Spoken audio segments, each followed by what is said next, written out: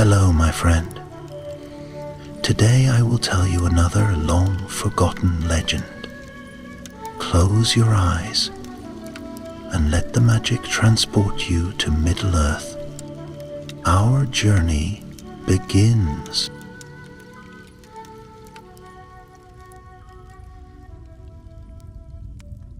In the elder days of the world, when the mountains still echoed with the songs of the Valar, and stars burned brighter in the night sky, there stood a land far in the north, cloaked in winter and shadow. This was the realm of Morgoth, the black foe of the world, whose fortress, Angband, sat like a poisoned crown upon the iron mountains. From its gates came fire and fear, and above it swirled clouds so thick no star could pierce them. But even in such a time, hope had wings. High above the peaks of Middle Gith soared the eagles of the Chrysogrim, noble and mighty, guardians of the winds and watchers of the hidden city of Gondolin. At their head was Thorondor, Lord of Eagles, whose wings spanned 30 fathoms, and whose talons had once scarred the face of Morgoth himself. His eyes were like twin stars, seeing far and true, and his cry could rattle the hearts of even the boldest foe. It was in these days that whispers reached the eyries of the north. Strange shapes had been seen above the plains of Lothlan and over the ruined lands of Ardgalen. Wings, not of eagles, but of something fouler, beating like thunder through the skies. The winds carried screams instead of songs, and even the wolves below dared not howl when these shapes passed over the moon. In his eyrie, upon the tallest spire of the Chrysogrim, Thorondor stood silent, his feathers ruffling in the chill wind. Around him circled his kin, noble-hearted and fierce-egged. Yet one stood apart, smaller than the rest, with feathers still tipped in the pale gray of youth. This was Elendor, youngest of the Windborn, unblooded and untested. Elendor had long watched the skies with longing. He dreamed of battles, of flying beside Thorondor in defense of the free peoples. He practiced his dives and soared through storms for the thrill of the wind and the taste of cloud. But dreams alone are not wings strong enough for war. Great wings stir in the shadow. Thorondor spoke, his voice deep and clear as the mountain wind. Morgoth breathes a terror in the hidden pits of Angband. We cannot wait for its fangs to find our homes. Murmurs rippled among the eagles. The old ones recalled the battles of yore. The Dagor Bragalach, when fire rained from the mountains and the eagles bore wounded elves from the burning fields. Yet never had Morgoth turned his wrath to the skies in full. We must fly, Thorondor said, and see what foulness stirs. We go at dawn. Elendor's heart leapt. At last, his chance to prove himself had come. But with the joy came fear, cold and quiet. What if he failed? What if the Lord of Eagles saw him as a burden? That night, the winds howled across the peaks, as though the mountains themselves whispered warnings. But the eagles rested not. They sharpened their talons and stretched their wings. The flight ahead would not be a hunt. It would be a war. And so came the dawn. The sky blushed gold above the mist-shrouded mountains as Thorondor rose, casting a vast shadow upon the crags. One by one the eagles followed, their cries like silver trumpets echoing across the cliffs.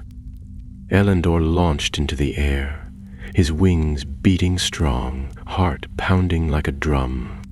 They flew eastward, over tumbling rivers and jagged peaks, across the plain of Anfaglith, where ash and bone lay thick beneath the grass. Here, even the clouds hung low, reluctant to wander so near to the gates of Angband. Then they saw it. From the north came a shape like a storm cloud, but it flew against the wind. It did not drift. It hunted. Dark wings outspread, eyes burning with a vile red light, a creature twisted by sorcery and hate. It was not alone. Dozens followed in its wake, great bat-like horrors, bred in secret, armored in scale and shadow. They shrieked like tortured metal and left behind a trail of withered sky, as though the air itself recoiled from their passing. Morgoth's winged legion, Thorondor growled. The eagles soared higher, circling. They would not fight yet, not until they knew their foe. But the enemy had seen them too. With a terrible screech, the lead beast surged upward, faster than seemed possible for something so massive. The sky shattered with the sound of its wings. It was larger than even Thorondor, its body swathed in black iron. From its helm-like skull, a cruel beak jutted forward, and its talons were tipped with blades. Thorondor met its gaze. "Elendor," he said without turning, "fly back. Warn Gwaihir and the southern kin, this is not your time." Elendor's heart clenched. "But I can fight. I can help. This is not a battle of hope. This is survival." But before more could be said, the sky erupted. The beasts descended like a falling mountain. The eagles scattered, diving and clawing, shrieking their war cries. Thorondor rose like a thunderhead, colliding with the monstrous leader in a clash that shook the clouds.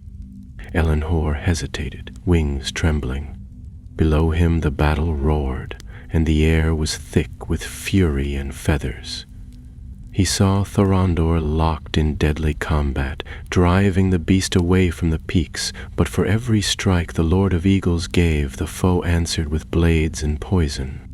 Then Elendor saw it, a second creature, silent and swift, descending behind Thorondor. It was a trap. "No!" Elendor cried, and without thinking, he dove.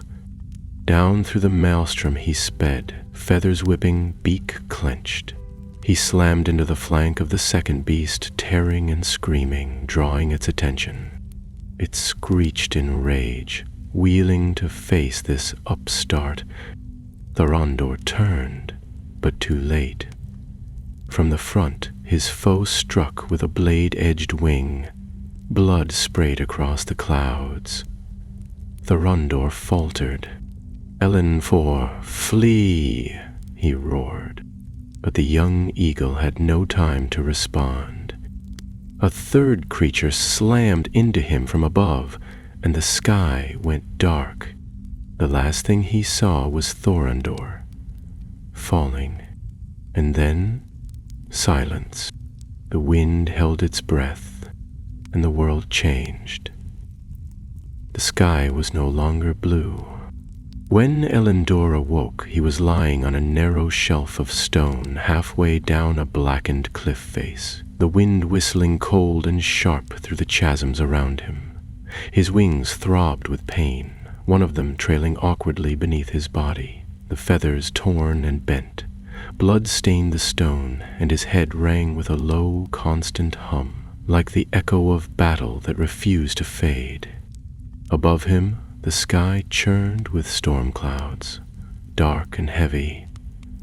There was no sign of Thorondor, nor of the other eagles. The cries and shrieks of battle had faded, and now the land held its breath. Elendor forced himself upright, talons scraping against the stone. He spread his wings to test them. His left wing caught the wind, but the right screamed with pain. Not broken, perhaps, but flight would be difficult. He was alone, deep within the northern ranges, and Morgoth's beasts were hunting the skies. He remembered the moment before the fall, the ambush, Thorondor's cry, and then the blow that had driven him spinning from the sky. He had hit the cliffs in a daze, tumbled through ice and stone, and somehow landed here. If Thorondor had fallen too, then the Lord of Eagles might be hurt, or worse. Elendor clutched the edge of the ledge, staring northward. The dark peaks of Thangorodrim loomed in the distance, their iron spires clawing at the clouds. There Angband festered beneath the mountains, and there the beasts had come from. He knew what he had to do.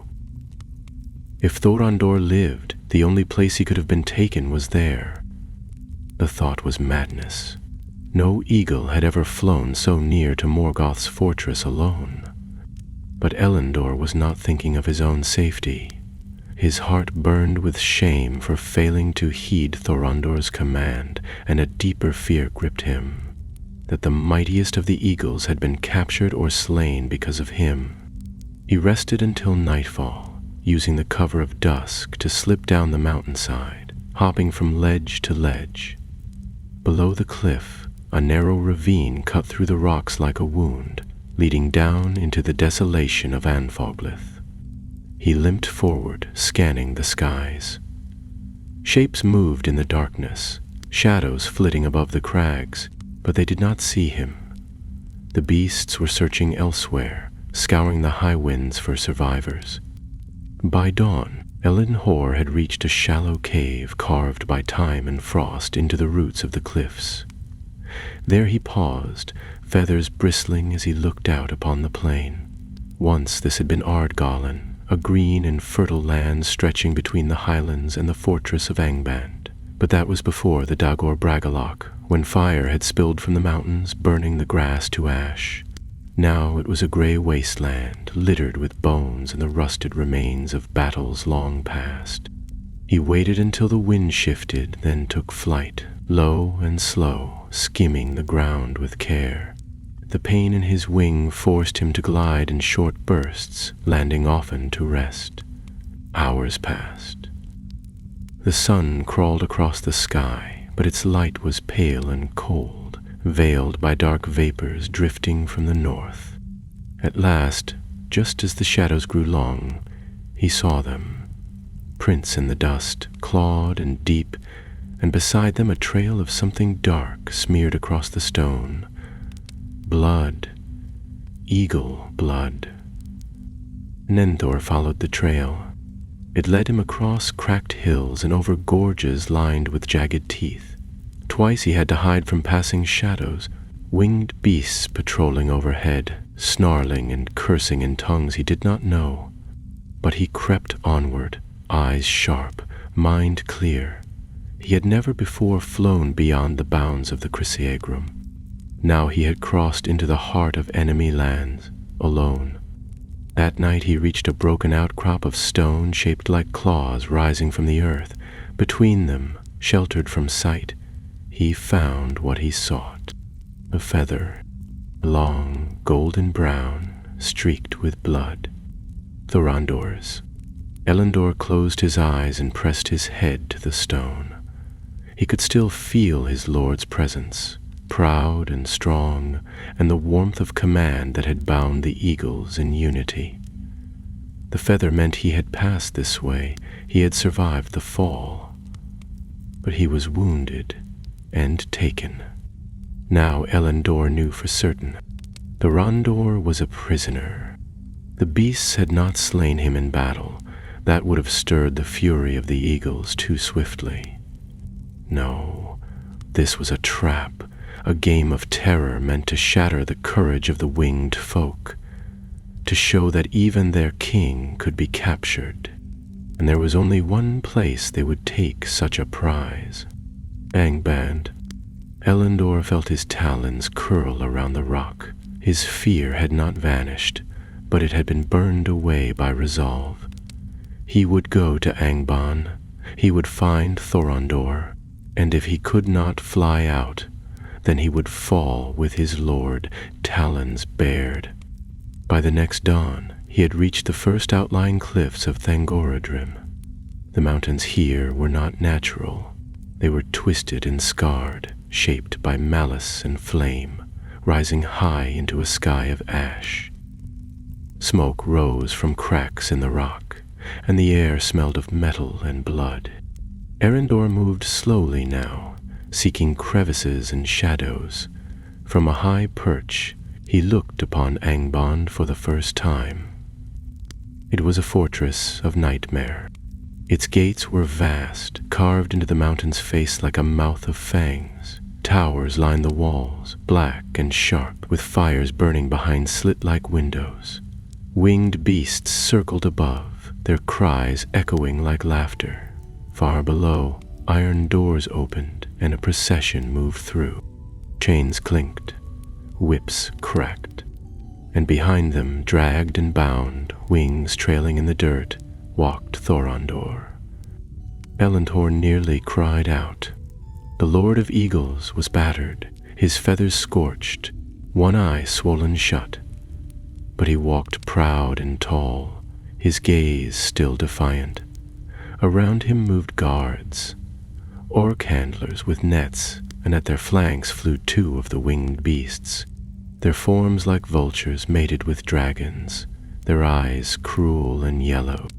Elendor ducked lower behind the rocks. His breath came fast, shallow. They were taking Thorondor into the depths. He had found his lord, but he had no plan. To attack now would be suicide, but to wait too long meant death or worse for Thorondor. Somewhere in the caverns of Angband, the dark foe would torment the King of Eagles, perhaps twist him with dark spells, or use him as bait to lure the rest of the kin into ruin.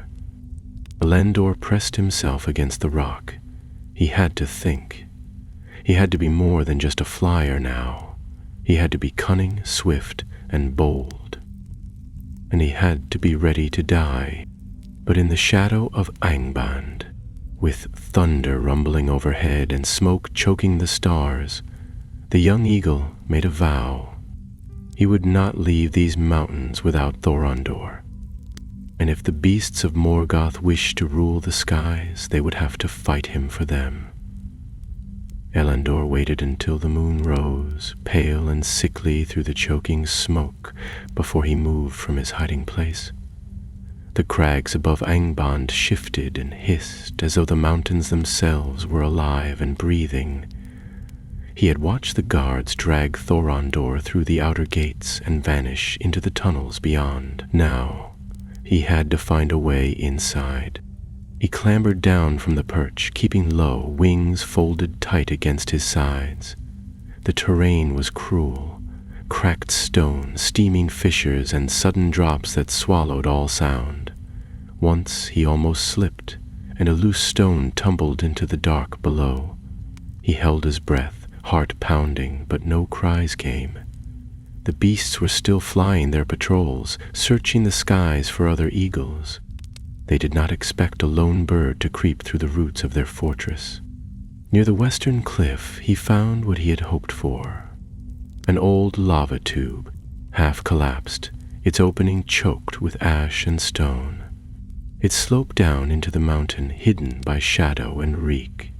The air within was foul, hot with the breath of furnaces deep below, but Elendor crouched low and slipped inside, talons scraping softly against the stone. The tunnel was narrow, and the heat pressed in like a weight, stinging his eyes and stealing his breath. But he moved forward, step by step, until the light faded behind him. The silence became a heavy thing, broken only by distant rumbles and the occasional hiss of steam. Time slipped away. Whether minutes passed or hours he could not say. His thoughts narrowed to one purpose: find Thorondor. At last, a flicker of light ahead. He paused, listening. Voices drifted through the rock, low and guttural. Orcs. He crept forward until the tunnel widened into a narrow ledge overlooking a great cavern. Below him stretched a forge hall lit by red fires. Chains hung from the ceiling, and blacksmiths toiled at anvils, pounding iron into cruel shapes. The air stank of sweat and oil. In the center of the chamber stood a cage, bound with thick bars and iron bands etched with runes. Inside it, barely stirring, lay Thorondor. Elendor's breath caught in his throat. His lord was alive, but only just. A collar of iron circled his neck, chained to the floor. His wings were bound, his talons manacled. Even so, he held his head high, watching the orcs with cold, steady eyes. A group of them stood nearby, speaking in low tones. One of the winged beasts, one Elendor remembered from the ambush, perched on a ledge, its yellow eyes gleaming. It grinned, a terrible, knowing grin. "Tomorrow," one of the orcs said, "we fly him to the spire. Let the host see their king broken." "Aye," another growled. "Let them come for him. We'll gut the lot." Erenthor backed away, heart racing. There was no time. They meant to show Thorondor as a trophy, to draw the eagles into a trap. Once gathered, the beasts would fall upon them, and the skies would belong to Morgoth. He retreated into the tunnel and waited until the chamber grew quiet again. Then he climbed higher, searching the passages above the forge hall. Finally, he found what he sought. A narrow vent leading downward just above the chamber. It stank of smoke and char, but it was unguarded. If he could slip through it. He returned at the darkest hour of night. The chamber was still. The forges banked low, the orcs slumped in sleep or gone. Only the beast remained, curled upon the ledge, its breathing slow. Elendor slipped into the vent, pressing his wings close, and crawled through until he reached a small opening above the cage. Carefully, silently, he dropped into the shadows. Thorondor stirred. "Elendor!" His voice was hoarse, cracked by thirst. "Quiet," Elendor whispered. "I'm here. I'm getting you out." Thorondor lifted his head. Though pain lined his face, his eyes still shone with fire. "You disobeyed me." "I did," Elendor said, setting his beak to the manacle lock. "But I am the only one here." The collar was enchanted, its runes burning cold beneath his touch. But the chains that held his lord's talons were ordinary iron, meant to humiliate, not contain. Elendor worked quickly, slicing through them with the tip of a shard he had found in the lava tube, black glass, sharp as a dragon's tooth. One manacle gave, then the next, but before the third, a voice growled behind him. Well. Elendor spun. The beast was awake, looming at the bars, eyes glowing. "I was wondering when the fledgling would return." It lashed out, striking the bars with a clang that echoed through the chamber. Alarms rang, horns blared. The forge burst into light as orcs scrambled to their feet, shouting and grabbing weapons. Elendor slashed the final chain. "Can you move?" Thorondor groaned, testing his limbs. "I can try."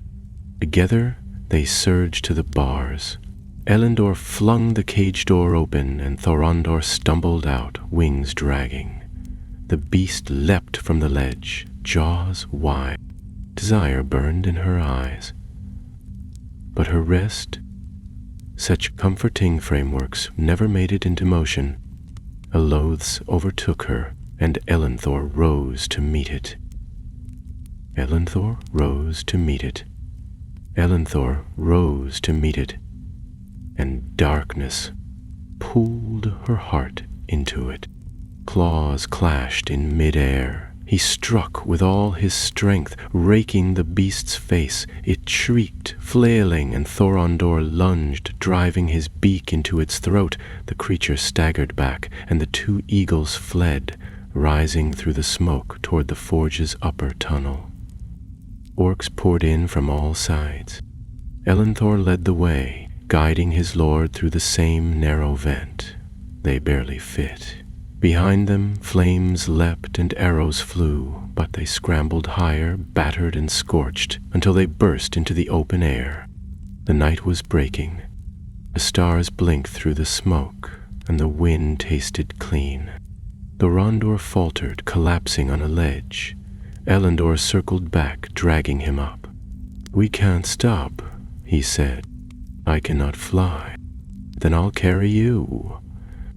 "You cannot." "I will." From the cliffs below came a roar.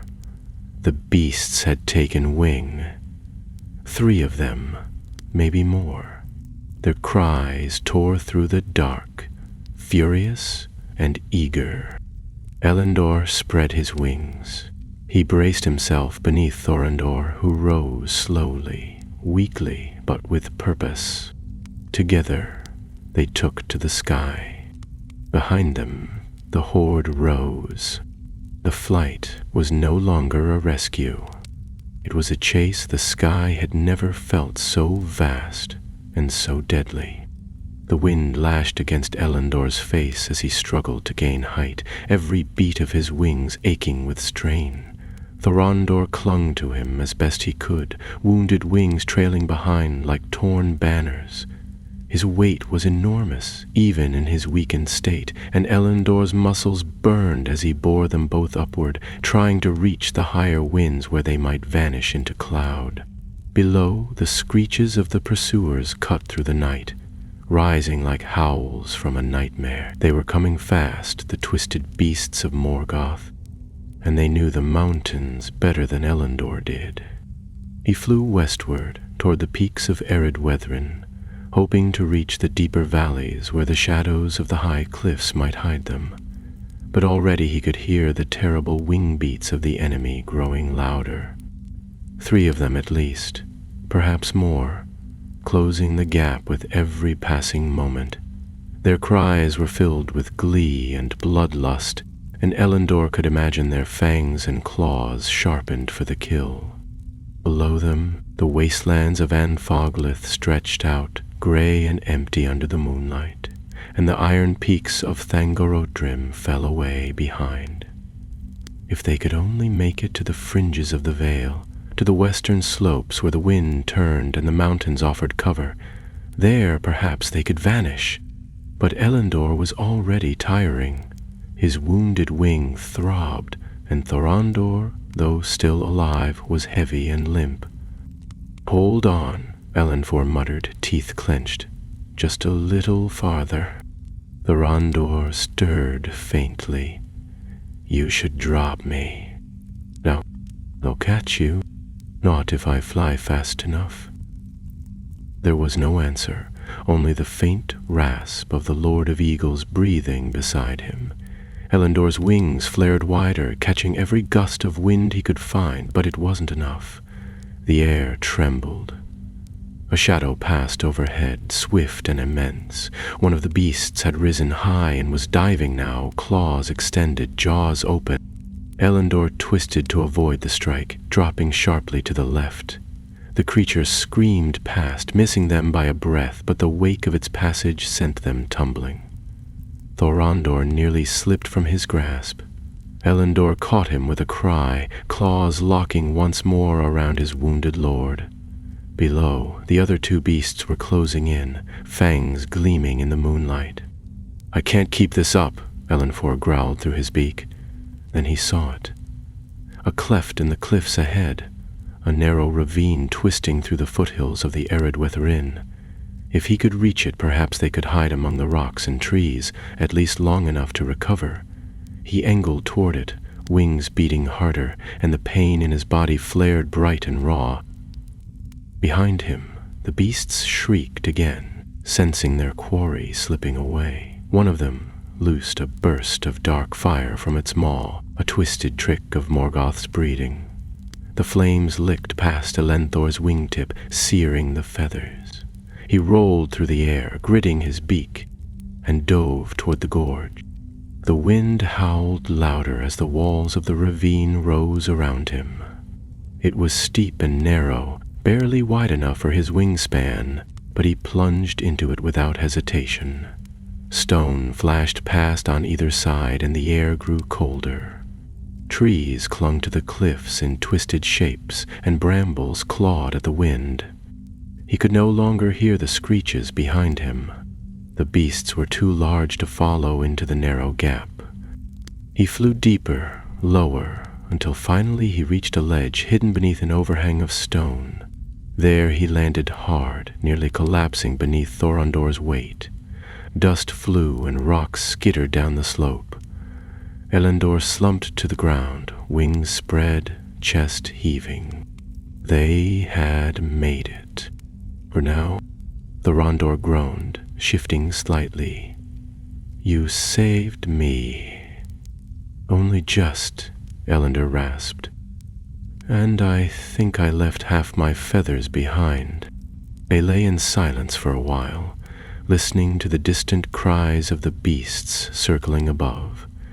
The sound slowly faded as the creatures gave up the chase, unable or unwilling to risk the tight space of the gorge. But Elendor knew they would not forget. They would return, and next time they would bring more. He stood shakily and moved to where Thorondor lay. The great eagle's eyes were dim, but his wounds had stopped bleeding. His feathers were scorched in places, his chest marked with cruel bruises, and the iron collar still hung from his neck. But he was alive. "We can't stay here long," Elendor said. "If they find this place, we'll have no room to fly." "Then we don't wait for them," Thorondor said quietly.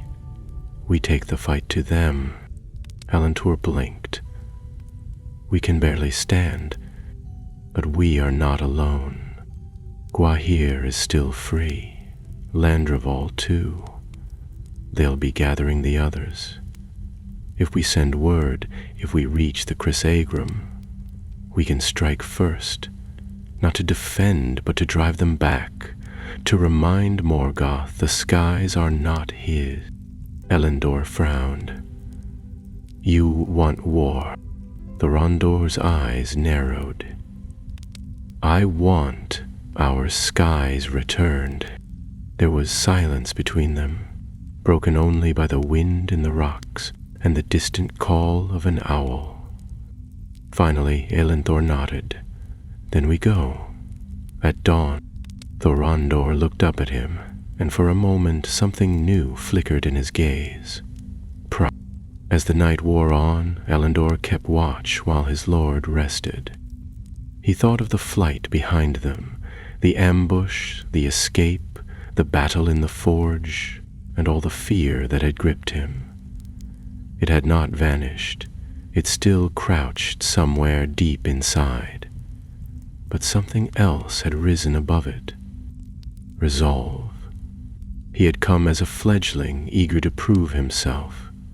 Now he was something more. Not just a messenger, not just a flyer, a warrior of the skies. When the dawn came, cold and clear, Elendor spread his wings once more.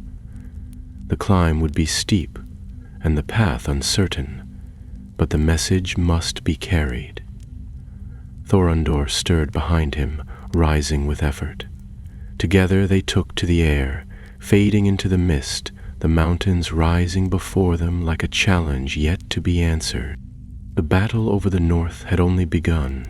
The climb out of the ravine tested every ounce of Elendor's strength. The morning winds were cold and sharp, rattling through the stony cleft like blades drawn across a whetstone. Thorondor could not yet fly on his own. His right wing was too damaged, and his wounds too deep, but he would not let Elendor carry him again. Instead, he climbed slowly, talons scraping over the stone, feathers trailing behind like torn banners. Elendor flew ahead, scouting the way, his own wing aching with every movement.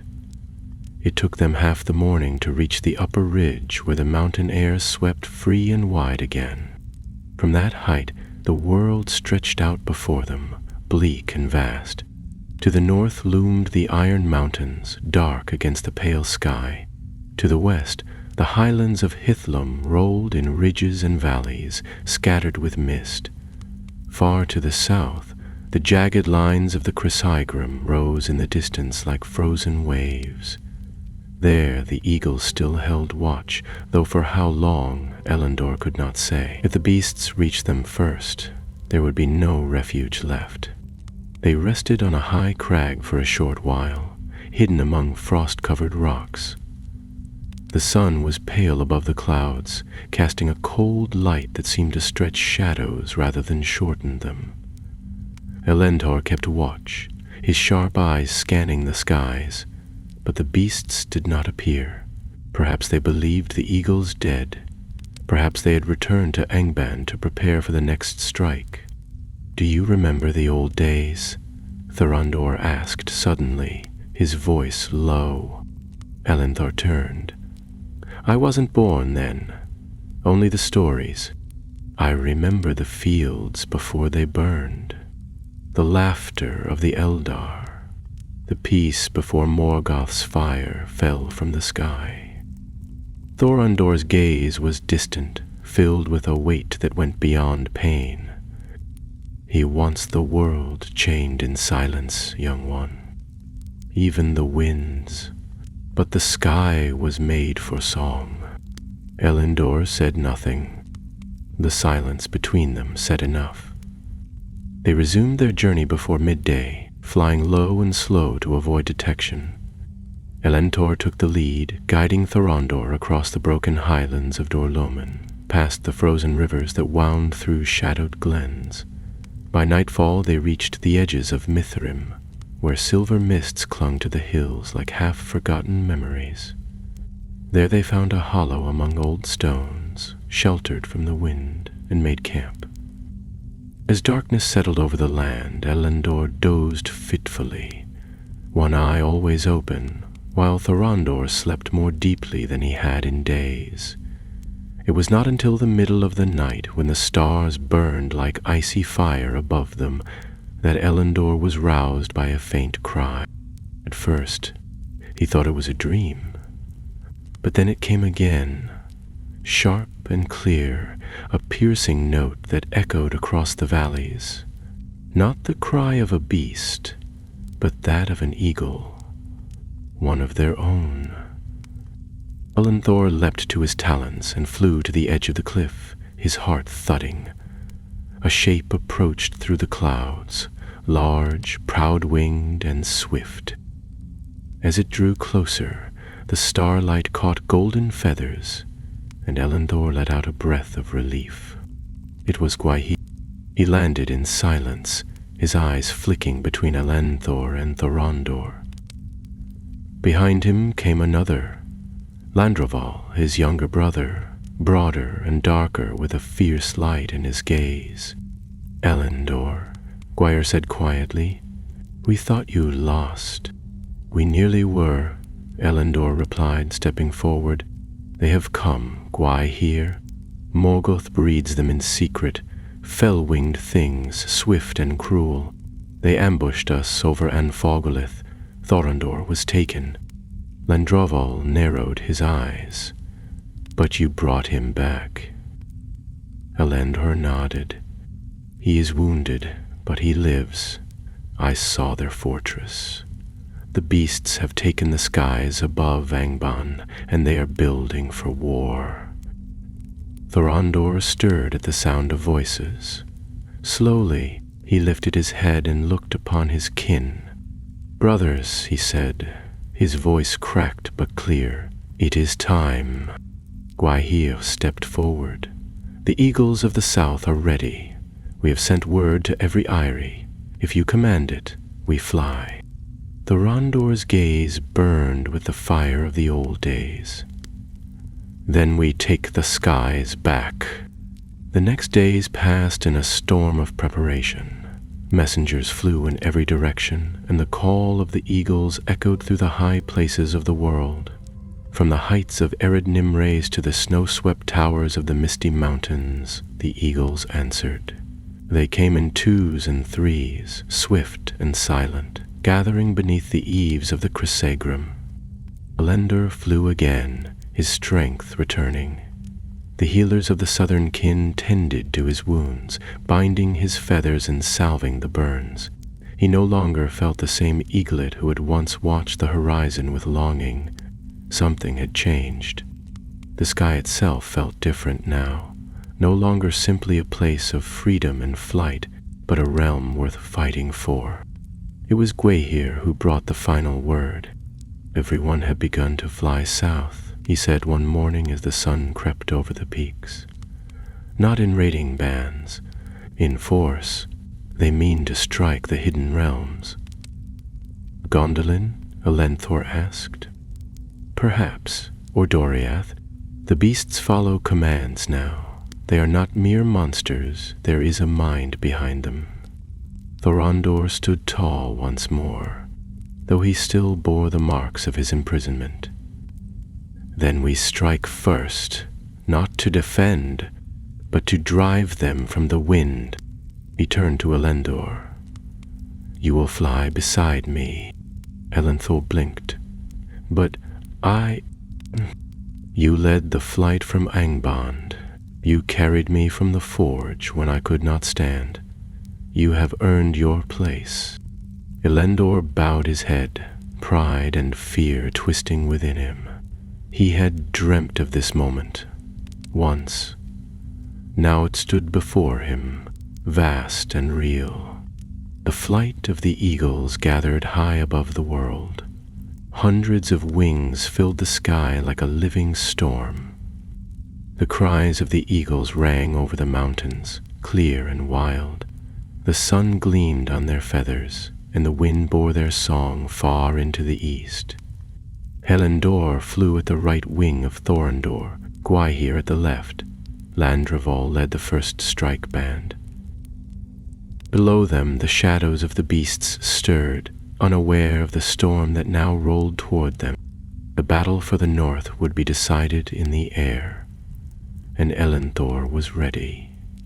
The host of the eagles rose from the peaks at dawn, a river of wings pouring into the sky, their cries ringing like silver trumpets across the wilds. Elenthor flew high in the formation, just behind Thorondor and Gwaihir, the wind rushing past his feathers and the cold air sharp in his lungs. He had never seen so many of his kind gathered in one place. Great eagles from every corner of the mountains had answered the call, grim-eyed veterans of old battles, younger flyers eager to prove themselves, and even a few ancient ones whose wings rarely stirred except in times of greatest peril. Above them all, Thorondor led with renewed strength, the scars upon his wings glowing faintly golden in the morning light. They flew in silence for the first hour, cutting across the gray valleys of Mithrim, then over the icy ridges of Dorlomin. Below them the land was still, wrapped in mist, but the eagles watched the sky, their keen eyes searching every shadow. Somewhere ahead, beyond the high plains of Anfoglith, the winged beasts of Morgoth circled like vultures, awaiting the moment to strike. It would not be long. Gwaihir drifted closer to Elenthor, his voice low so that only he could hear. Are you ready for what comes? Elenthor nodded. As ready as I'll ever be. You were brave in the forge, and braver still in flight, Gwaihir said. But this will be different. This is not escape, this is war. I know, Elendor answered, and he meant it. He had felt the weight of it the moment they took to the sky. The beasts would not flee this time. They had tasted blood, and they believed the skies to be theirs now, but they had never faced the fury of the eagles gathered in full strength. As they passed over the ashen wastes of Anfoglith, the land grew black and bitter beneath them.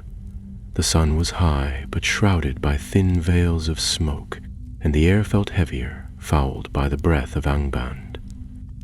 Elenthor could see the long scars where fire had once run like rivers across the plains. The bones of ancient beasts lay scattered like broken towers, and rusted weapons still jutted from the earth in forgotten heaps. Then they heard it, a sound like thunder, but not from the earth. The wings. Far ahead, at the edge of the northern clouds, a dark mass was forming, spiraling through the sky like a storm cloud come alive.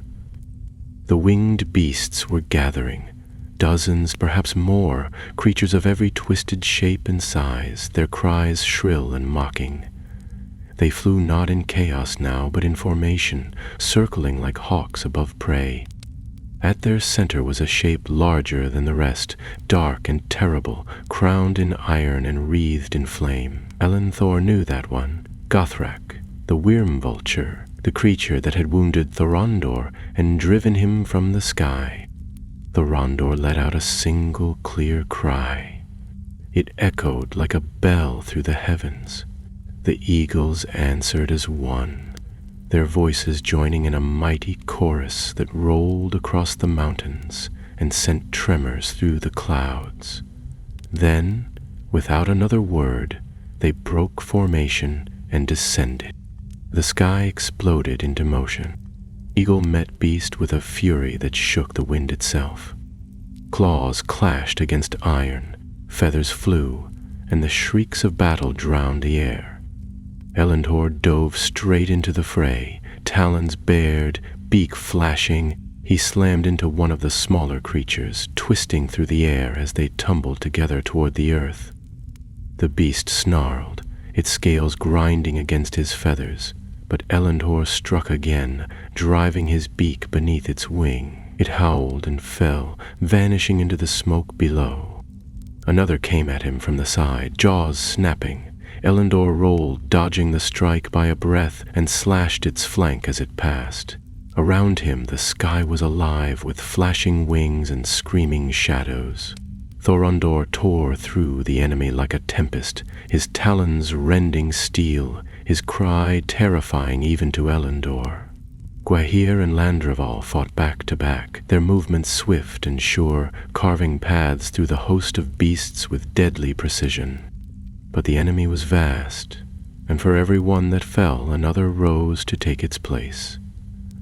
The beasts had been bred for this, twisted and armored, born in the black pits of Angband with no fear and no soul. And at their heart flew Gothrak, his wings wide as sails, his eyes burning with malice. Elenthor saw him rise above the battle, saw him scan the chaos with slow, terrible purpose. Then Gothrak turned and dove straight toward Thorondor. The Lord of Eagles rose to meet him. They collided in a clash of power and fury, wing against wing, claw against claw. Lightning split the sky as they spun through the clouds, locked in a deadly spiral. Elenthor lost sight of them for a moment as another beast slammed into him, but he struck it aside and turned his gaze upward. Gothrak and Thorondor had broken apart, circling each other now, each waiting for the right moment. Elenthor could see that his lord was slowing. The wounds from the forge still bled beneath his feathers. He could not outlast Gothrak in a drawn battle. Elenthor looked down at the battle below. The eagles were holding the line, but barely. If Thorondor fell now, the sky would be lost. He made his choice. With a cry that cut through the storm, Elenthor surged upward, wings slicing through the wind. He rose behind Gothrak, unseen, his feathers catching the light as he climbed. The beast circled again, laughing, preparing for another strike. Elenthor struck first. He drove into the creature's back, claws tearing through iron scales. Gothrak shrieked, twisting in midair. Elenthor clung to him, biting, slashing, tearing at the wings that had hunted so many. Gothrak spun, shaking him loose, but it gave Thorondor his opening. The Lord of Eagles dove, faster than any wind, and struck with all the fury of the high places. His talons sank deep into Gothrak's chest. The scream that followed split the clouds. Gothrak thrashed and kicked, his body flailing wildly, wings folding in panic. Together he and Thorondor fell, tumbling toward the earth like a falling star. "Elendor!" Gwaihir's voice rang out. "Follow them!" Elendor dove, the wind howling in his ears.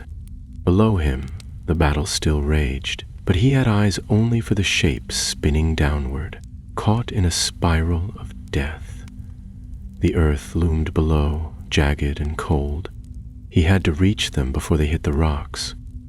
And then, through the smoke and shadow, he saw Thorondor break free. The Lord of Eagles spread his wings at the last second, slowing just enough. Gothrak, broken and bloodied, struck the cliffs below with a sound like thunder, and did not rise again. Thorondor landed nearby, collapsing onto the stones. Elendor reached him seconds later, wings flaring, heart racing. "Are you?" "I live," Thorondor rasped. "Thanks to you." Above, the tide of battle had turned. The beasts, seeing their champion fall, faltered. The eagles pressed forward, relentless now, and one by one the twisted flyers were driven back. Some fell, others fled, screeching into the north, and at last the sky grew quiet. The air, once choked with war, was clear. The battle over the north had been won. For a long while after the battle had ended, Elendor did not move. He remained perched beside Thorondor on the edge of the broken cliffs, staring down at the shattered form of Gothrak lying twisted below. Smoke curled around the rocks like ghostly fingers, and the air was thick with the scent of iron and scorched feathers. The sky, once filled with the cries of war, was now silent save for the wind whispering through the torn banners of cloud above. It was a strange kind of quiet, the kind that followed great storms, not peaceful but hollow, as though the world was still waiting to see what would come next. Elendor's chest ached with every breath. His wing, bruised and stiff, hung awkwardly at his side, and one of his talons had been sliced through near the tip. Yet none of that seemed to matter. He had faced the worst the enemy could send, and he had survived. More than that, he had helped bring Gothrak down. Thorondor was alive. The eagles had not been broken, and the skies were still theirs. High above, shapes circled slowly, wings catching the pale sunlight that filtered through the dissipating clouds. Gwaihir and Landroval flew among the remaining eagles, calling to those still searching the cliffs and valleys for wounded or lost. The battle had cost them dearly. Elendor could see 2 eagles lying still in the grass below, and several more perched on ledges with bent wings or broken talons. But it had not been a slaughter. They had won, and not only with strength.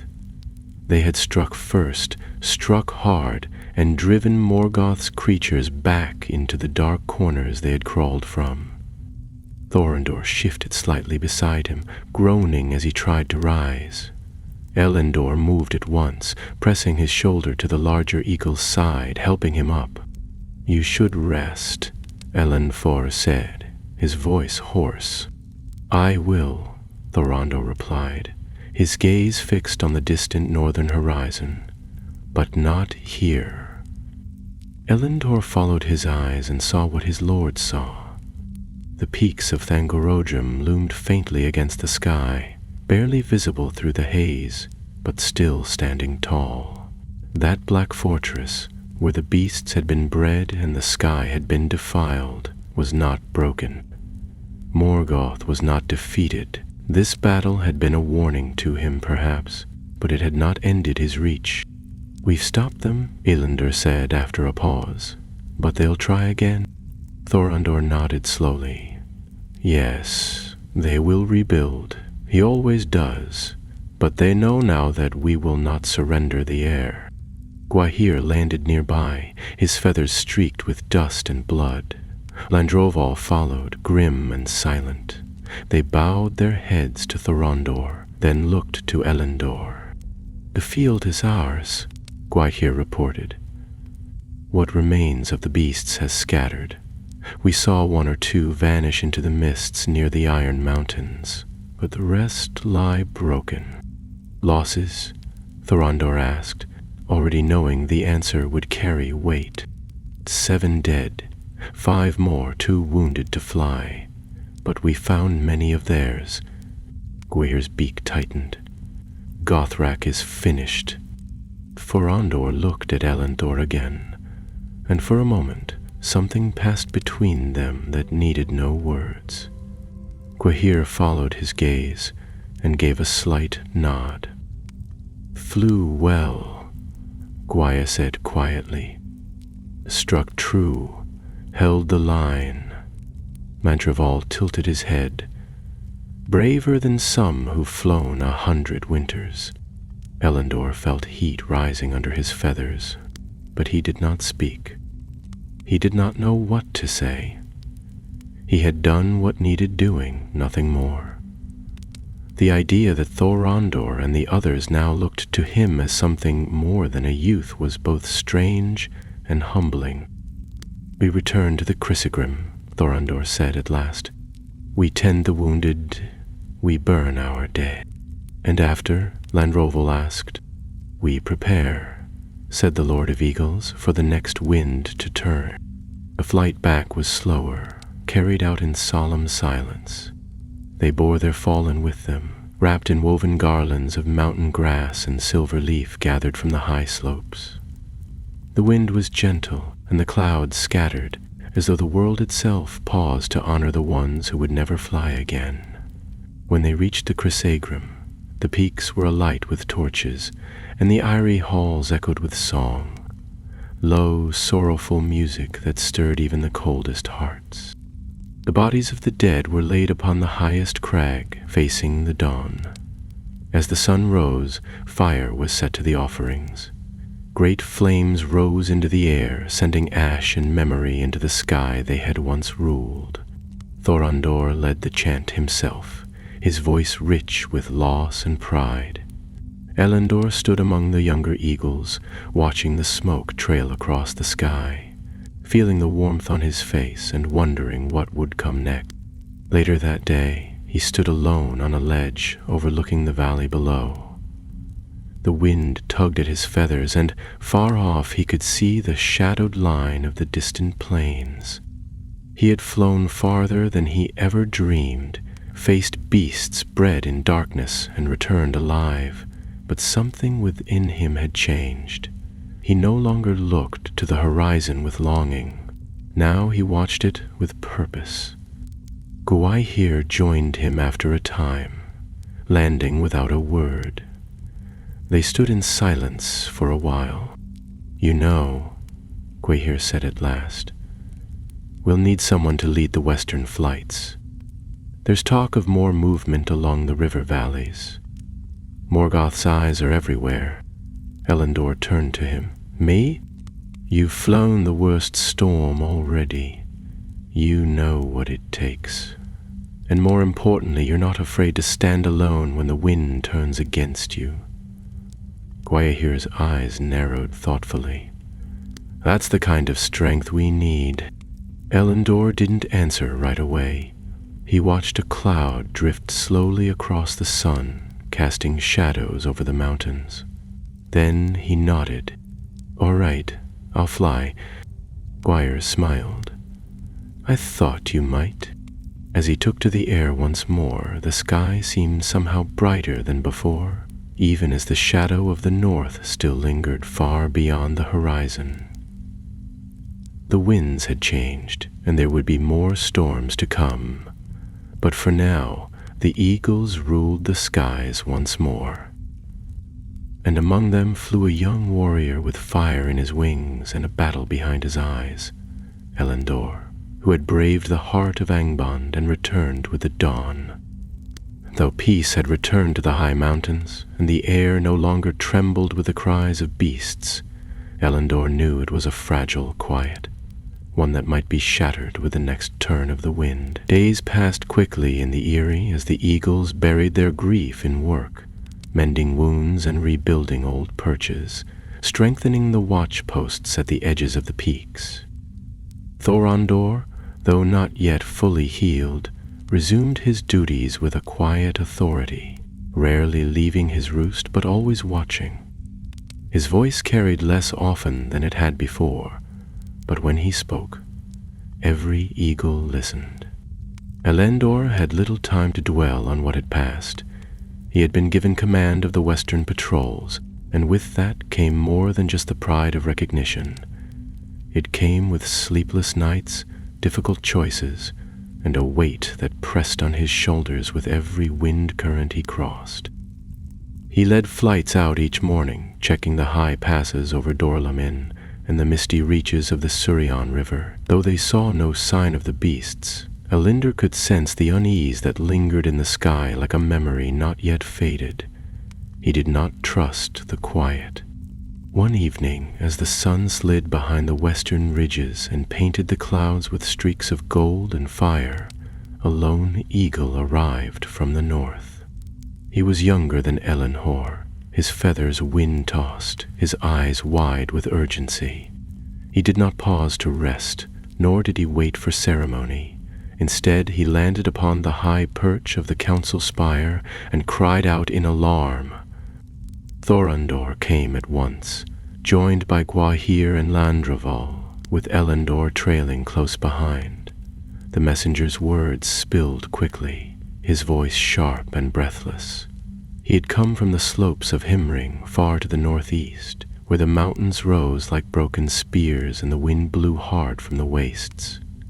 There, a pair of scouts had vanished, veteran flyers who had flown those skies for many years. No sign of a struggle had been found, only a strange stillness in the wind and a dark shape glimpsed once beneath the moon, gliding without sound.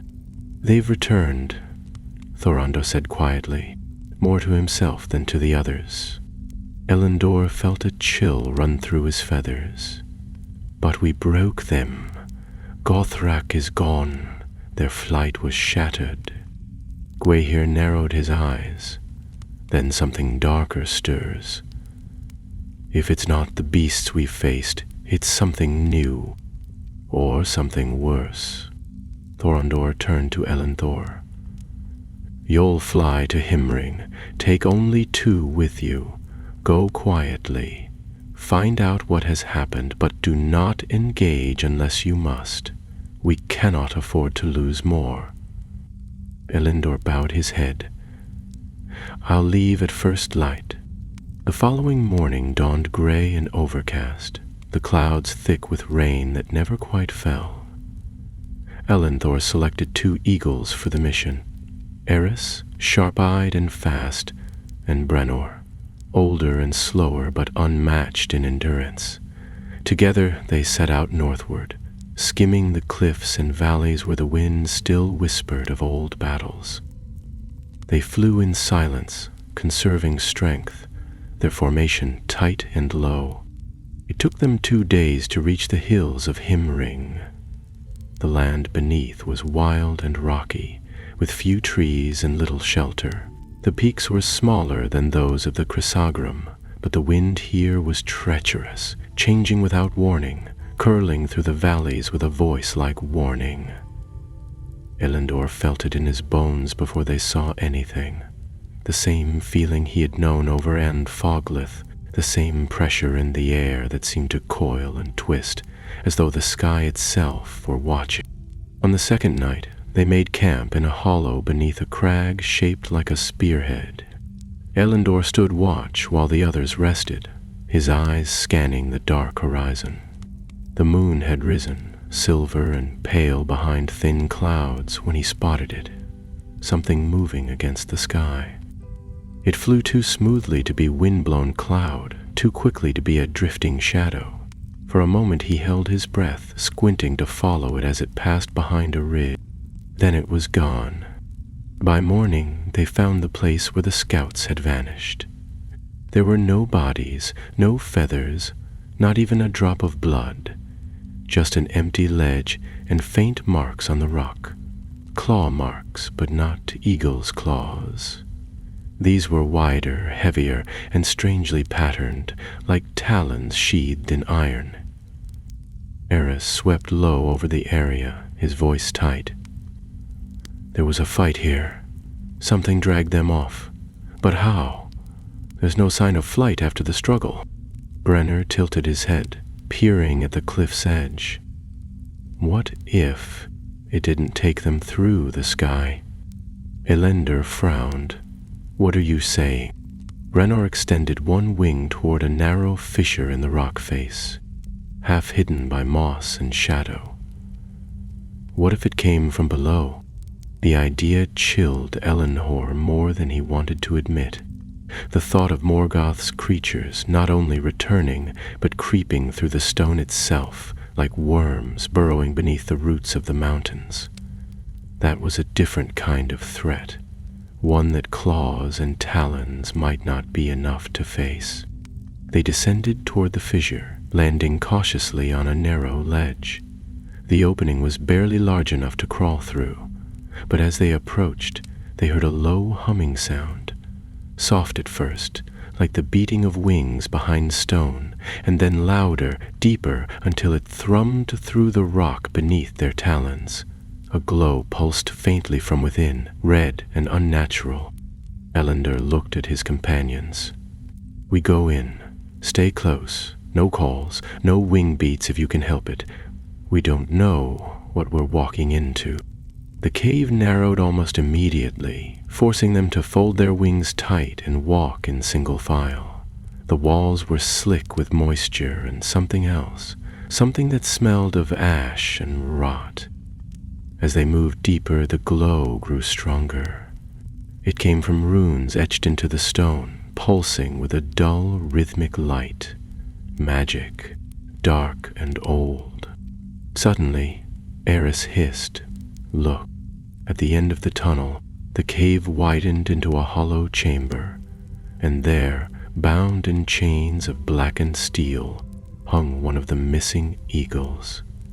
His wings were stretched painfully wide, his eyes closed, his feathers singed, and standing beneath him, half shrouded in shadow, was a figure not of beast, nor man, nor elf. It was tall and twisted, cloaked in folds of dark metal and smoke. Its head turned toward them slowly, though they had made no sound. 2 pinpricks of orange light flared within its hooded helm. "You've come far, little birds," it whispered, voice like stone grinding on stone. "But not far enough."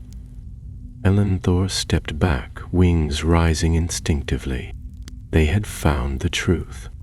The beasts were not merely returning, they were being summoned. The chamber pulsed with red light, each flicker casting long shadows that danced across the curved walls like smoke given form.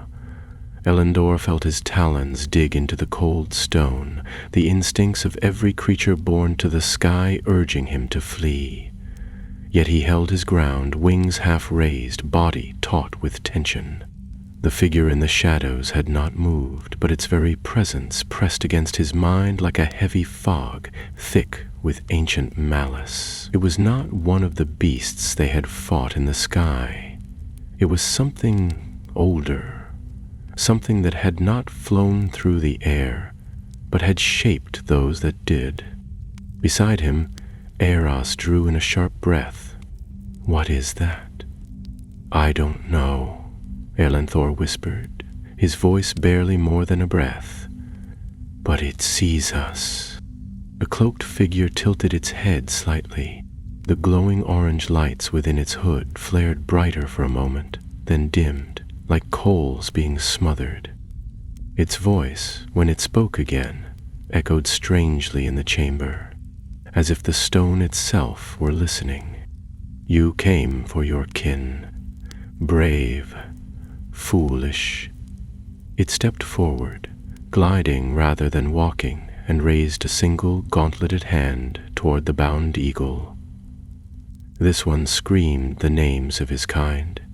He did not beg for his life, only for the skies. So noble, so proud.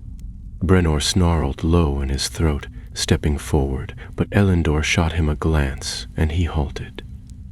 The figure might not be a creature of flight, but it radiated power of another kind, deep and old, like the roots of the mountains themselves. To fight it blindly would be suicide. "What are you?" Elendor asked, keeping his voice steady despite the chill sliding down his back. It did not answer at first. Then, with a gesture, it turned to the glowing runes on the floor and spoke a single word in a language Ellen IV did not know. The chains holding the captured eagle tightened and began to glow. The wounded bird stirred weakly, his beak twitching as if trying to cry out, but no sound came. "I am the one who shapes the formless," the figure said, turning back. "I give wings to shadows and names to fear.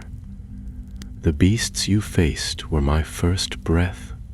What comes next will be my voice." "You serve Morgoth?" Eris said through clenched beak. "I serve his purpose," the figure replied calmly. "He wishes to rule what lies beneath the sun. I only seek what lies above it. The skies belong to no creature. They are free. I will change that." Arendor felt something twist in his chest. He had believed the beasts were simply bred, spawned from dark magic and twisted will. But this thing, whatever it was, spoke of something worse.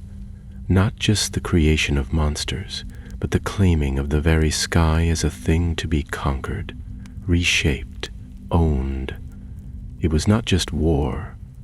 It was a plan. "We won't let you," he said, his voice rising. "We've already broken your first wave." The figure's reply was slow and mocking. "You broke a beginning, but you have not even seen what is coming.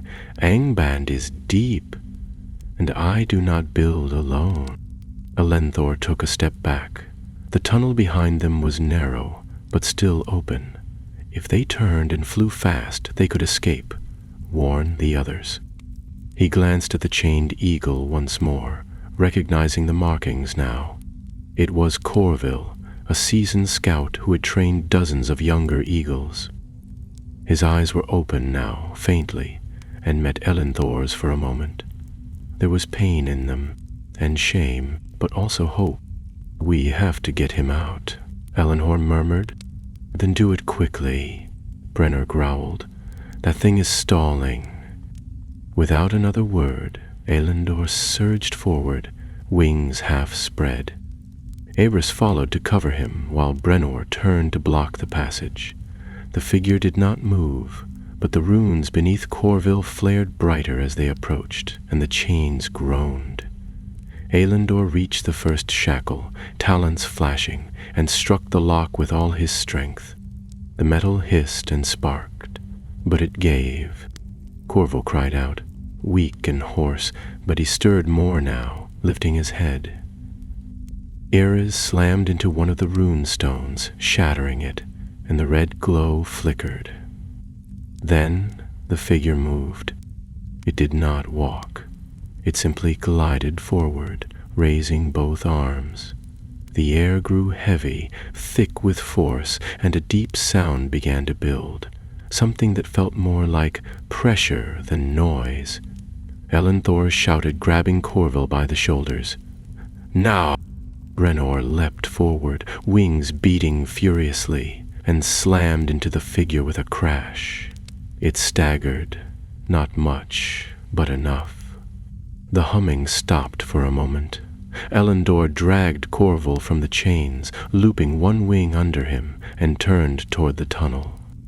A deafening roar filled the chamber, not from the figure, the tunnel itself.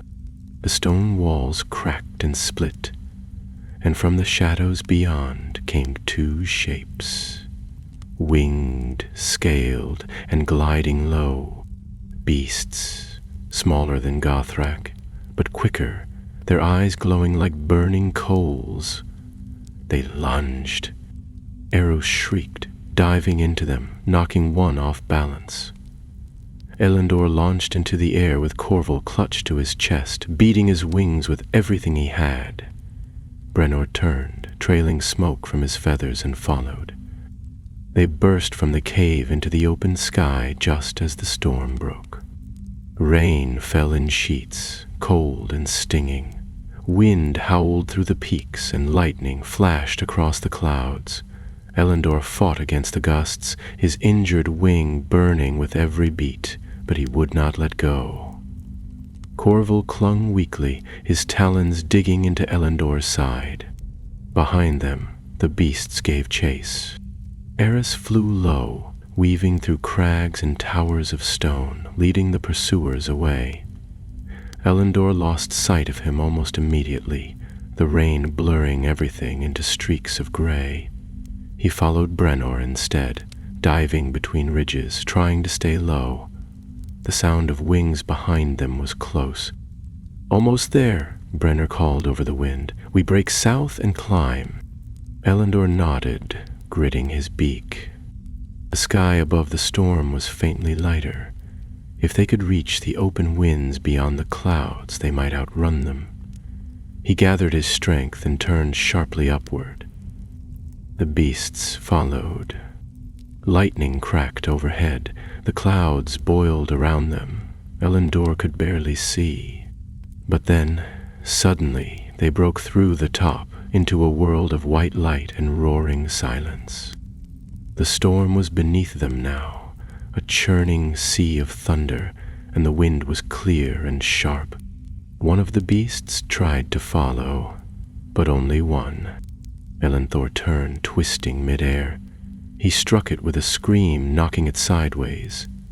Brennor dove past them, looping wide and slamming his full weight into its side.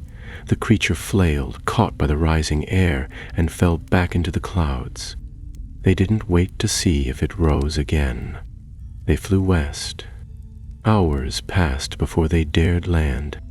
When they did, it was on a narrow shelf far from Himring, among wind-beaten rocks and the high spires of the southern ridges. Corval collapsed the moment they touched stone. Brennor panted, feathers singed, chest heaving. Elendor could barely stand, but they had survived, and what they had seen would change everything. The beasts were not just hiding. They were growing stronger. They returned to the Crissaegrim 2 nights later, battered, bruised, and silent. Elendor flew at the rear, keeping pace behind Brennor, while Eris circled above, scanning the sky as they approached the hidden valleys that marked the eagle's stronghold. Below them, the world was still and heavy with mist, the trees standing like sentinels in the half-light. Even the rivers seemed to flow more slowly, as though the land itself held its breath. Elendor had expected relief upon their return, perhaps even a flicker of pride. Instead, all he carried was a growing sense of urgency. Gwaihir was already waiting when they landed, and behind him stood Thorondor. The Lord of Eagles bore no expression as Elendor approached, but the moment their eyes met, Elendor dipped his head and gave his report in a low, steady voice, recounting all that had happened. Corval's capture, the creature in the cave, the beasts guarding it, and the strange humming runes that pulsed through the stone. He told them everything, including the words the shadowed figure had spoken and the fear that still coiled beneath his feathers. When he finished, Thorondor was silent for a long time. His eyes, sharp as ever, remained fixed on the distant mountains, but his mind had flown elsewhere. Gwaihir shifted beside him, wings twitching faintly, and Landreval, who had joined them midway through the report, let out a low hiss. "You think it's one of his," Gwaihir said at last. "A lieutenant of Morgoth." "No," Thorondor replied quietly. "Not just a servant. Something ancient. Something made before Angband was ever built." Elendor raised his head. "Do you know what it was?" Thorondor hesitated. then nodded. We have seen such creatures before, in the days before the rise of the firstborn. The elves call them nameless, for their names were lost with the dark of the void. Few were ever given form, fewer still walked the world. But if this one is returned, it means Morgoth has opened the deeper pits. What does that mean for us? Eris asked. Can it fly? Not yet, said Thorondor, but it builds. And if it is truly shaping the beasts, then the skies are no longer our battleground alone. They become its forge. There was a moment's silence as the wind stirred the feathers of the gathered eagles. We must strike, Lanraval said grimly. Take the caves, destroy the ruins, bring the whole mountain down. Thorondor shook his head. We cannot fight what we do not understand. The nameless are not bound by the laws of wind and stone as we are. To charge in now would be to walk into a snare. He turned to Elendor. You did well. You saw, you learned, and you returned. That knowledge is our weapon now. Elendor swallowed. But how long do we wait? It's preparing something. We all felt it. Thorondor looked at him then, truly looked, and there was something in his gaze that had not been there before. A weight, perhaps, or the beginnings of trust. We wait only as long as we must. There is one last path we may take, though it is dangerous. Gwir lifted his head. You don't mean... I do, Thorondor said. We must seek the knowledge of the deep-minded. The Eldar of Doriath may know more of this foe than any who yet live. Elendor blinked. But no eagle has flown there since the days of Thingol, Thorondor finished. Yes, but the time for silence has ended. You will go, Elendor. You will carry what we have learned and speak with their seers. Elenthor opened his beak, then closed it again. He hadn't expected this. Flight to the hidden realm of Doriath was no small task. It was guarded by enchantments, cloaked in forests that did not welcome the wind. Even the eagles had been forbidden entry long ago, when pride had pulled the races apart. And yet the thought stirred something in him, a thrill of the unknown, like the first time he had dared to soar beyond the Eyries. I'll go, he said quietly. Thorondor nodded. You'll leave tomorrow at first light. Travel alone. The enchantments will turn away a flight, but perhaps not one. That night, Elendor stood once more on the edge of the highest perch, watching the stars wheel overhead. The storm of Himring was behind him, but its shadow lingered still. He thought of Corville, resting now in the healer's care, his wings too scorched to fly for many days. He thought of the Nameless One, cloaked in iron and speaking with the weight of unmaking. But most of all, he thought of the sky itself, not as a place of safety, but as a realm contested, where darkness rose like smoke, and courage alone could not drive it back. When dawn touched the peaks with gold, Elenthor was already in the air, wings cutting clean through the stillness. He flew south first, then turned east, keeping low to the forested hills. The land of Doriath lay beyond the wooded borders of Redion, shrouded in spells, hidden by trees whose roots were older than the world's sorrow. The winds changed as he drew near, shifting subtly, bending away from the paths they had always followed. It was midday when he saw them. Trees taller than towers, their canopies woven thick like a tapestry of green and gold. The girdle of Melian, the great enchantment that protected the hidden realm, shimmered faintly before him, an invisible wall that pressed against his feathers as he approached. He paused, hovering just above the treetops, and called out, Gwir Noni, not in the tongue of eagles, but in the ancient Elvish he had been taught long ago by one of the wise. I bring no threat, I bring warning. I am Elendor, wingkin of Thorondor, and I seek the counsel of the deep-minded. For a long time nothing answered. The forest remained still. The air was warm and thick with the scent of pine and earth. Then, slowly, the wind shifted. The trees parted slightly, enough to form a path. Elendor exhaled and dropped lower, following the hidden way through the boughs. Below, the forest of Doriath spread in endless green, and he flew in silence, wondering what knowledge might be hidden there, and whether it would be enough.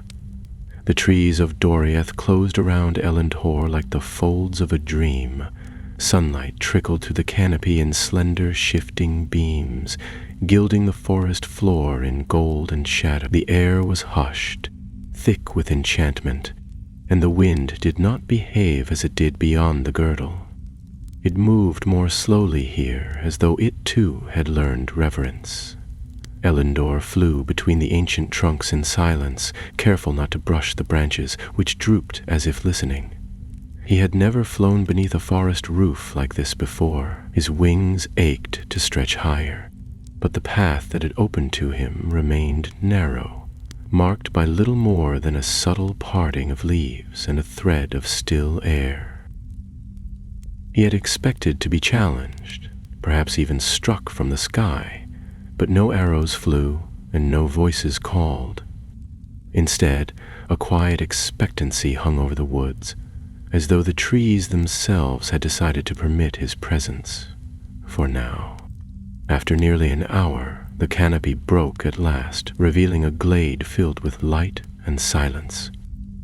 Elendor landed on a low bough and folded his wings, his heart steady but watchful. Across the clearing stood a figure, tall, hooded in green and silver, the folds of her robe shifting gently as if stirred by an unseen breeze. Her face was hidden beneath a veil, but her presence was like starlight, cool, distant. She spoke, and her voice, though soft, carried clearly. You are far from your eyrie skykin. Why do you seek the counsel of the deep-minded? Elendor bowed his head.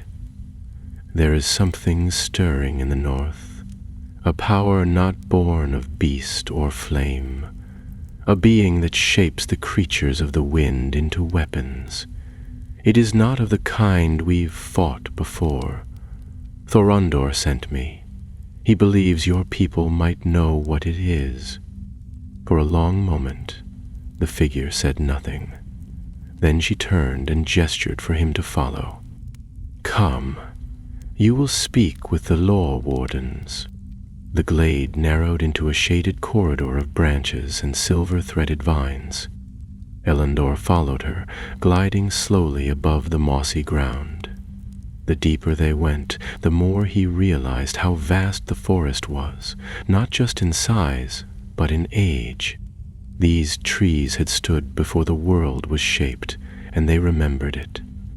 Every leaf felt like a page from a book no longer written, and the wind that brushed past his wings whispered things he could not quite understand. They came at last to a hollow beneath a vast oak whose roots spread like rivers, and whose trunk had grown so wide it seemed a mountain of wood. Beneath its boughs were seated 3 elves, cloaked in pale gray, each bearing a circlet of woven leaves. They did not rise, but their eyes fixed upon Elendor with curiosity.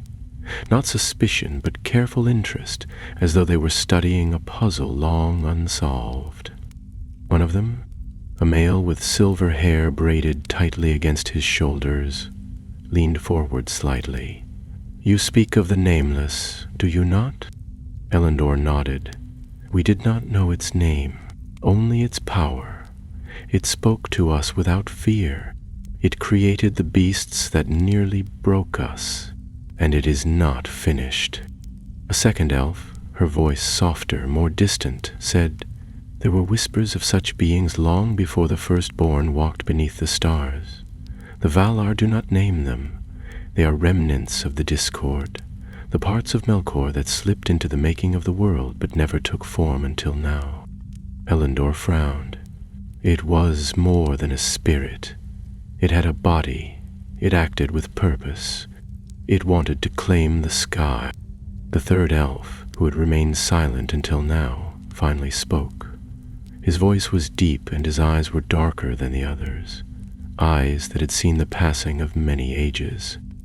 Then it has found a way to bind itself to the earth. That is troubling. The girdle keeps such creatures out, but beyond these woods you are not protected.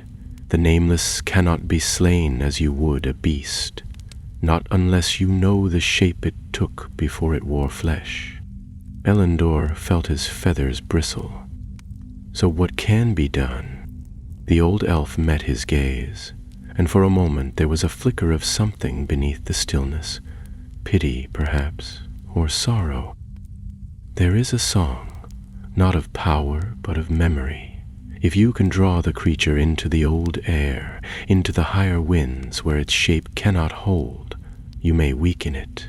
You must lure it above the stones that bind it, where the world was still raw and open. Only there can it be unmade. Erenthal blinked. But how do we do that?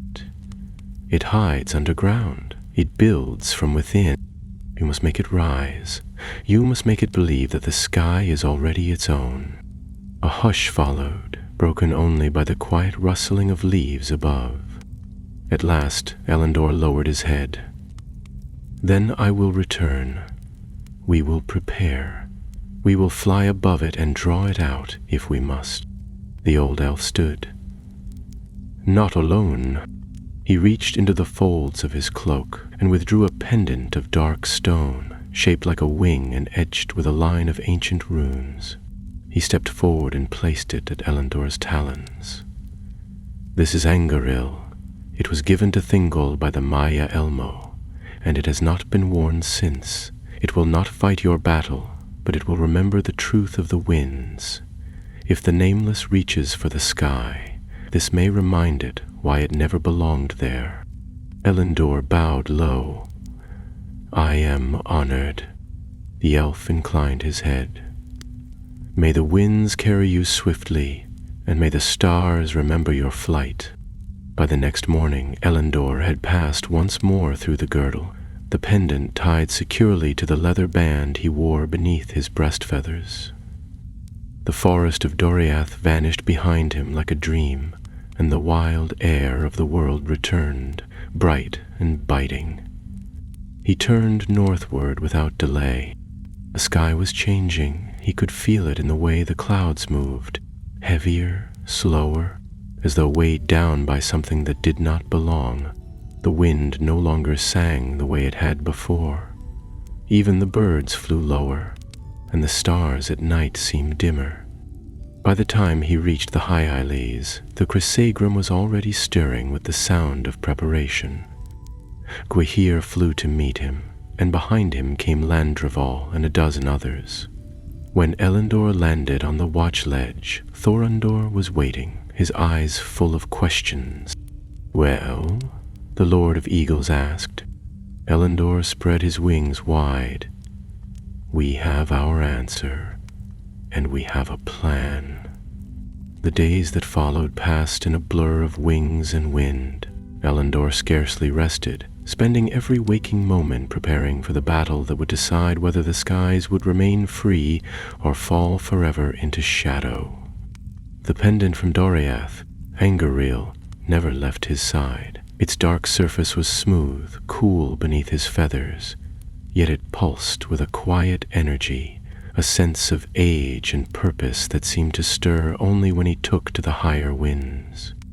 Though no song came from it, Elenthor often thought he could hear a whisper when he flew alone. Thorondor summoned the captains of each flight. Beneath the arching eaves of the highest crag, where the stars had once watched the birth of the world, the eagles gathered. Landreval stood beside his brother, wings folded but tense with readiness. Gwaihor listened silently, his golden eyes sharp, while Brennor, though still limping from his wounds at Himring, had returned to the flight. The air was thick with purpose. Elendor stood before them and spoke. He told them of the nameless creature beneath Himring, the voice in the stone, the one who had shaped the winged beasts and meant to claim the sky as its dominion. He spoke of Doriath, of the elves' warning and the weapon they had given, not one of steel or claw, but of memory, of the sky before it had been marred. And this creature, Elendor finished, his voice firm despite the chill running along his feathers, cannot be destroyed by force alone. It must be unbound from the world. That means drawing it out, luring it high. Only then can we strike, not with fury, but with the truth of the winds it seeks to rule. A hush followed. Then Thorondor rose, unfolding his wings slowly. The scars across his chest caught the light, a map of battles already fought. It will not rise willingly. It fears the old air, so we must make it believe the sky already belongs to it. We will abandon the upper winds. We will let its beasts fly unhindered for a time, and then, when it climbs, we strike. There was no cheering, no battle cry, only nods, grim and steady, the kind that marked those who had seen too much and yet chosen to fight again. Over the next 2 weeks, the eagles of the north vanished from the skies. Patrols ceased. Perches were left empty. The mountains fell silent, and to any watching from below, it seemed as if the lords of the wind had surrendered.